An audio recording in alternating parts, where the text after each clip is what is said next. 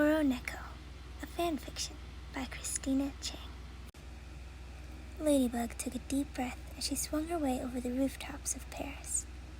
Having to keep an eye on so many Miraculous holders wasn't easy on her nerves. She trusted each person she had chosen, but everyone had to do their part exactly right in order for her plans to work, and she had to stay on top of things in case something went wrong. Thankfully, the team had pulled it off again, and Ladybug was free to head back to the place where she had left Cat Noir. A slight tinge of guilt nagged the back of her mind, but she brushed it away impatiently. She landed on the roof and was surprised to find it empty. Usually after a battle, Cat Noir always waited around to talk to her, or at least said goodbye before going home.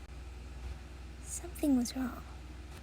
She started walking carefully, scanning the area for any possible danger, when a glint of black caught her eye.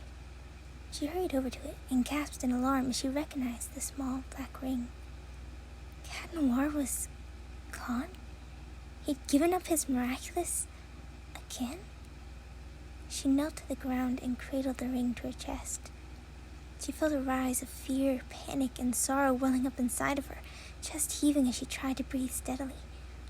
Frowning, she stood up with determination, flinging her yo-yo back in the direction of home, and quickly shifted her feelings to focus on the anger that was growing within her as well. How could he do this to her? Things were harder than ever. Shadowmoth's power was growing, a team of superheroes relied on her to direct them, and now the person she needed to depend on the most was abandoning her. She landed sharply on her bed after jumping through the opening to her room.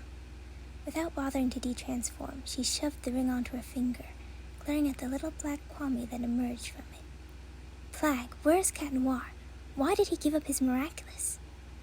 Plagg glared back at her and looked as if he had many things to say, but then changed his mind and tried a different approach.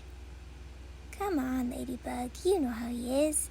He probably just needs some time to cool down and... He gave her a pointed look. Give his heart time to heal.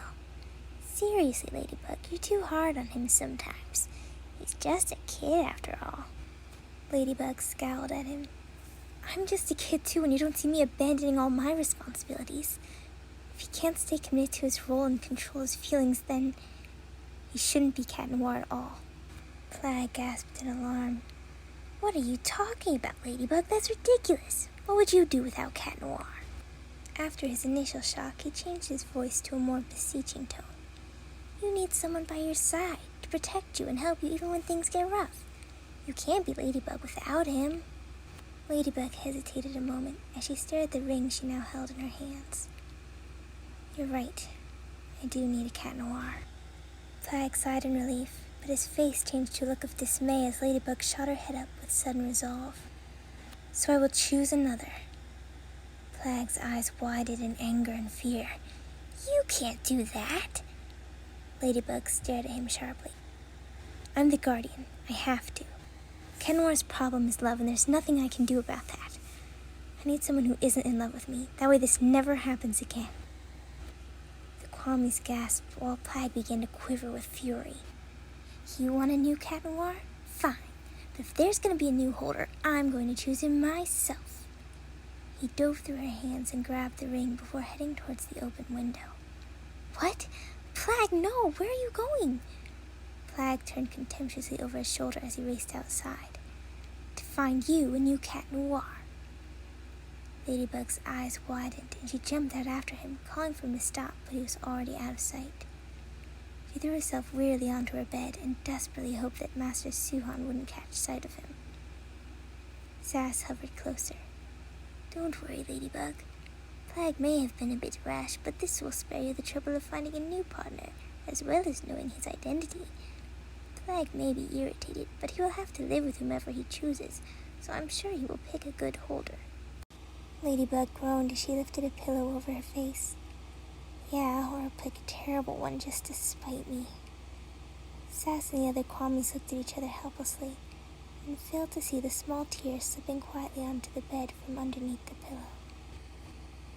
A loud crash from outside jolted Ladybug awake. She pulled herself into a sitting position, noticing the sky had already grown dark, and was horrified to realize she had left her suit on this entire time. Tiki, spots off! A tired red Kwami landed onto her open hands, and Marinette quickly handed her a cookie to eat. Marinette, you really should Tiki began between mouthfuls, but Marinette cut her off uneasily. We can talk about it later, Tiki. Right now you need to finish eating so I can transform. Tiki nodded, but stared expectantly at Marinette, who avoided her gaze. Well, what was I supposed to do, Tiki? It's not my fault Cat Noir gave up his Miraculous. Tiki finished her last bite before saying, It was his choice, Marinette, but that doesn't mean you didn't have a part in it.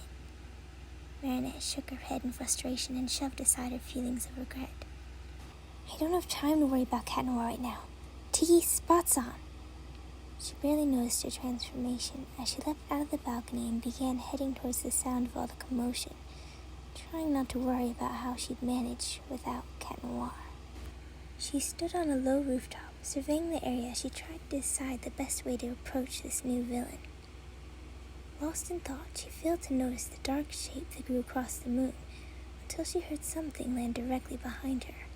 Startled, she whirled around to face it and was surprised to find herself staring into the slanted eyes of someone wearing a dark suit, accented with light green paw prints and telltale cat ears peeking out from beneath a scruffy green ponytail.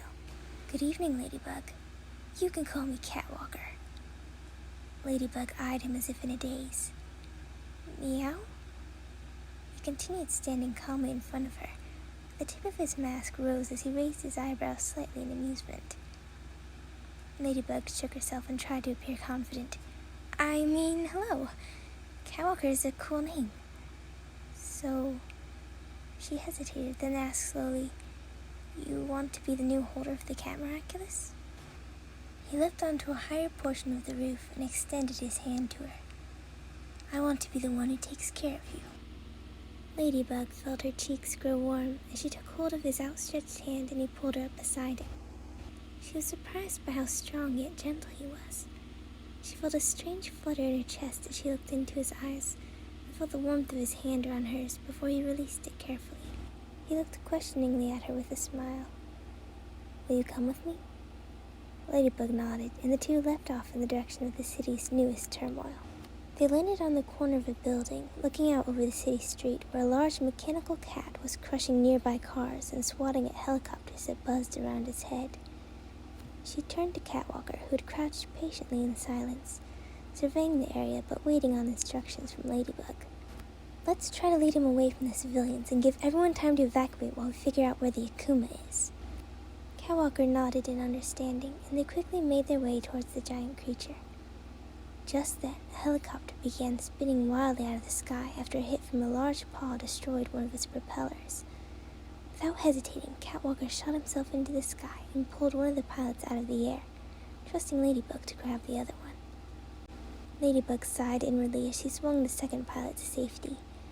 She was glad the Parisians had gotten over their fears and were eager to help, but most of the time they only seemed to get in the way, since there wasn't much they could do against such powerful villains. Catwalker had already returned and was attacking the cold black forepaws with his stick. It didn't create any damage against the villain's hard exterior, but it did draw its attention. Ladybug joined him, and the two continued provoking it as they drove the cat towards a more empty section of the street. I think we caught its attention, Ladybug, Catwalker said calmly as the two landed close together after dodging a swipe from his claws.